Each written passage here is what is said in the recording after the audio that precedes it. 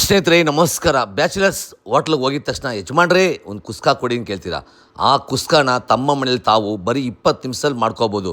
ಪ್ರಭು Shetty food ಚಾನಲ್ನ ನೋಡಿ ಕಲ್ತ್ಕೊಳ್ಳಿ, ಮಾಡ್ಕೊಳ್ಳಿ, ತಿನ್ಕೊಳ್ಳಿ, ಮಜಾ ಮಾಡ್ಕೊಳ್ಳಿ. ಅಡುಗೆ ಶುರು ಮಾಡೋಣ.